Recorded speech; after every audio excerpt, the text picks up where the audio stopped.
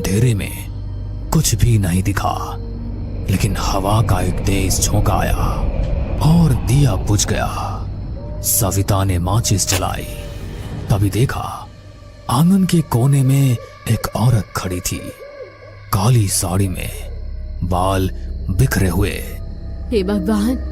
वो औरत धीरे धीरे आगे बढ़ी और उसके कान में फुसफुसाई, आहट सुनो, आहट सुनो, तुम्हें कोई लेने आ रहा है। सविता चीख पड़ी।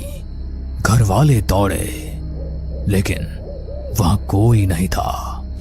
अगर यहां कोई आत्मा है तो आज मैं उसे शांति दूंगा, वो मंत्र पढ़ने लगा। तभी हवेली की सीढ़ियों पर धीमे धीमे कदमों की आवाज आई। कौन है वहां? कोई जवाब नहीं, लेकिन अचानक उसके सामने लोहे की जंजीर अपने आप हिलने लगी। मोहन घबरा गया, लेकिन हिम्मत करके मंत्र पढ़ता रहा।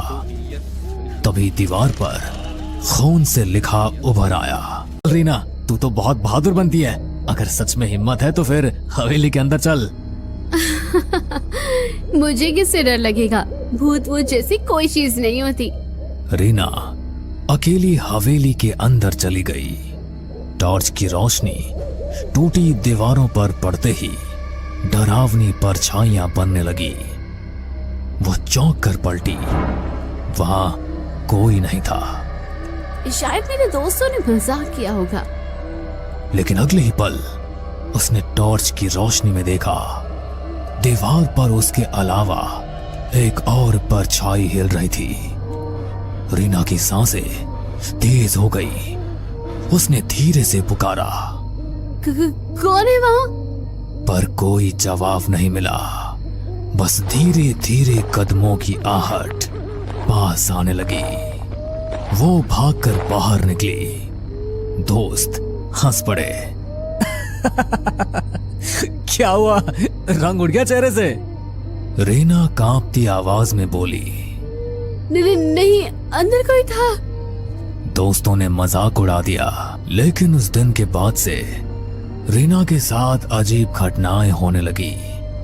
कभी रात में उसके कमरे में किसी के चलने की आवाज आती, कभी शीशे में उसके पीछे कोई धुंधली परछाई दिखाई देती। गांव का नाई रघु रोज रात को देर तक दुकान बंद करता।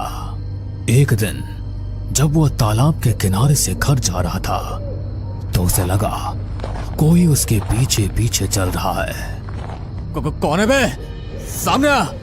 पर कोई जवाब नहीं। वो तेज कदमों से चलने लगा, लेकिन नाहट भी उतनी ही तेज हो गई। अचानक उसके सामने एक सफेद साया खड़ा हो गया। आंखें गहरी हरी चमक रही थी। रघु, तेरा समय आ गया है, तू बच नहीं पाएगा। रघु जोर से चिल्लाया और भाग खड़ा हुआ। अगले दिन गांव वालों ने देखा रघु पागल सा हो गया था। वो बार बार कहता, आहट मुझे ले जाएगी, आहट मुझे ले जाएगी। अनिरुद्ध गांव के स्कूल में मास्टर था।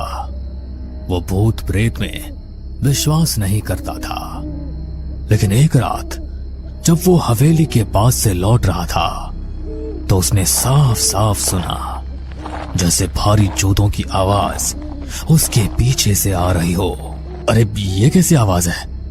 यहां तो कोई और नहीं है। वो मुड़ा, लेकिन पीछे सिर्फ खाली सड़क थी। फिर अचानक उसके कान में किसी ने फुसफुसाया, तू बच नहीं पाएगा। रीना, लोग रात को घर से बाहर निकलना बंद कर चुके थे। हर कोई वही सुनता, धीमे कदमों की आहट। रीना का डर अब जिज्ञासा में बदल चुका था। उसने तय किया कि वो हवेली के तहखाने तक जाएगी, लेकिन अकेले जाना मुमकिन नहीं था। उसने अंकित, मास्टर अनिरुद्ध और पुलिस अधिकारी अरविंद से मदद मांगी। हमें सच को पता लगाना होगा, वरना ये आहट हमें जिंदा खा जाएंगी।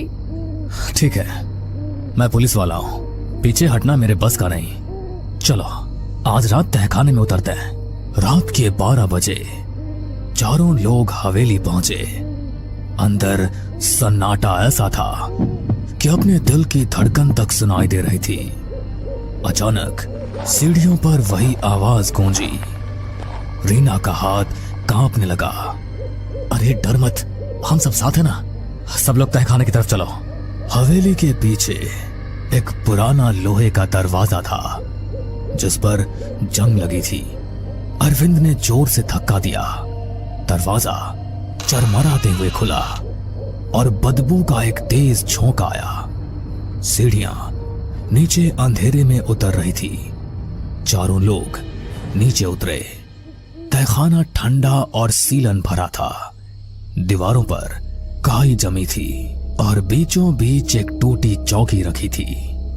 देखो वहाँ। दीवार पर खून से लिखा था, आहट मेरा शाप है, जो सुनेगा उसका अंत होगा। ये सब किसने लिखा होगा? तभी तहखाने के कोने से एक सफेद धुंधला साया उभरा। सबके कानों में वही आहट गूंजी। मैं इस हवेली की मालकिन ललिता हूँ। 100 साल पहले मेरे पति ने लालच में मुझे यहीं जिंदा दफना दिया था। मेरी चीखें, मेरे कदमों की आहट सब यही गूंजती रही। रीना की आंखें फटी की फटी रह गई।